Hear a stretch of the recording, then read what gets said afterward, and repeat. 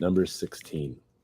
Now Korah, the son of Izhar, the son of Kohath, the son of Levi, with Dathan and Abiram, the sons of Eliab, and On, the son of Peleth, sons of Reuben, took action, and they rose up before Moses, together with some of the sons of Israel, 250 leaders of the congregation chosen in the assembly, men of renown. And they assembled together against Moses and Aaron and said to them, "You've gone far enough, for all the congregation are holy, every one of them, and the Lord is in their midst. So why do you exalt yourselves above the assembly of the Lord?" When Moses heard this, he fell on his face, and he spoke to Korah and all his company, saying, "Tomorrow morning the Lord will show who he is, and who is holy, and who will bring him near to himself, who he will bring near to himself. Even the one whom he will choose, he will bring near to himself. Do this, take the census for yourselves, Korah and all your company, and put fire in them, and lay incense upon them in the presence of the Lord tomorrow. And the man whom the Lord chooses shall be the one who is holy. You've gone far enough, you sons of Levi." Then Moses said to Korah, "Hear now, you sons of Levi. It is not enough for you that the God of Israel has separated you from the rest of the congregation of Israel to bring you near to himself, to do the service of the tabernacle of the Lord, and to stand before the congregation to minister to them, and that he has brought you near, Korah, and all your brothers, sons of Levi, with you? And are you seeking for the priesthood also? Therefore you and all your company are gathered together against the Lord. But as for Aaron, who is he that you grumble against him?" Then Moses sent a summons to Dathan and Abiram, the sons of Eliab. But they said, "We will not come up. It is not enough that you have brought us up out of a land flowing with milk and honey to have us die in the wilderness, but you would also lord it over us. Indeed, you have not brought us into a land flowing with milk and honey, nor have you given us an inheritance of fields and vineyards. Would you put out the eyes of these men? We will not come up." Then Moses became very angry and said to the Lord, "Do not regard their offerings. I have not taken a single donkey from them, nor have I done harm to any of them."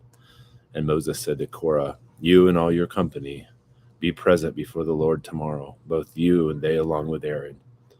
And each of you take his fire pan and put incense on it. And each of you bring his censer before the Lord, 250 fire pans. Also you and Aaron shall each bring his fire pan." So they each took his own censer and put fire on it, and laid incense on it. And they stood at the doorway of the tent of meeting with Moses and Aaron. Thus Korah assembled all the congregation against them at the doorway of the tent of meeting, and the glory of the Lord appeared to all the congregation. Then the Lord spoke to Moses and Aaron, saying, "Separate yourselves from among this congregation, that I may consume them instantly."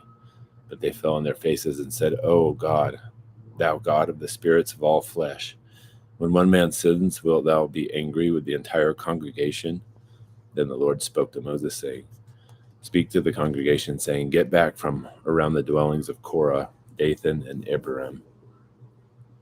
Then Moses arose and went to Dathan and Abiram, with the elders of Israel following him. And he spoke to the congregation, saying, "Depart now from the tents of these wicked men, and touch nothing that belongs to them, lest you be swept away in all their sin." So they got back from around the dwellings of Korah, Dathan and Abiram, and Dathan and Abiram came out and stood at the doorway of their tents, along with their wives and their sons and their little ones. And Moses said, "By this you shall know that the Lord has sent me to do all these deeds, for this is not my doing. If these men die the death of all men, or if they suffer the fate of all men, then the Lord has not sent me. But if the Lord brings about an entirely new thing, and the ground opens its mouth and swallows them up with all that is theirs, and they descend alive into Sheol, then you will understand that these men have spurned the Lord." Then it came about, as he finished speaking all these words, that the ground that was under them split open, and the earth opened its mouth and swallowed them up, and their households, and all their men who belonged to Korah, with their possessions. So they and all that belonged to them went down alive into Sheol, and the earth closed over them, and they perished from the midst of the assembly. And all Israel who were around them fled at their outcry, for they said, "The earth may swallow us up." Fire also came forth from the Lord and consumed the 250 men who were offering the incense.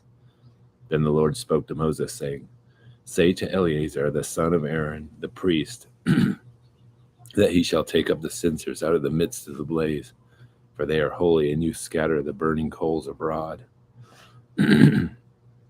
As the censers of these men who have sinned at the cost of their lives, let them be made into hammered sheets of a plating of the altar, since they did present them before the Lord, and they are holy, and they shall be a sign for the sons of Israel. So Eleazar the priest took the bronze censers which the men who were burned had offered, and they hammered them out as a plating for the altar, as a reminder to the sons of Israel that no layman who is not of the descendants of Aaron should come near to burn incense before the Lord, that he might not become like Korah and his company, just as the Lord had spoken to him through Moses. But on the next day, all the congregation of the sons of Israel grumbled against Moses and Aaron, saying, "You are the ones who have caused the death of the Lord's people." It came about, however, when the congregation had assembled against Moses and Aaron, that they turned toward the tent of meeting, and behold, the cloud covered it, and the glory of the Lord appeared. Then Moses and Aaron came into the front of the tent of meeting, and the Lord spoke to Moses, saying, "Get away from among this congregation, that I may consume them instantly." And then they fell on their faces.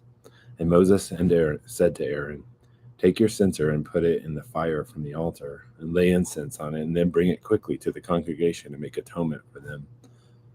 For wrath has gone forth from the Lord, the plague has begun." Then Aaron took it, as Moses had spoken, and ran into the midst of the assembly, for behold, the plague had begun among the people. So he put on the incense and made atonement for the people. And he took his stand between the dead and the living, so that the plague was checked. But those who died by the plague were 14,700, besides those who died on account of Korah. Then Aaron turned to Moses at the doorway of the tent of meeting, for the plague had been checked.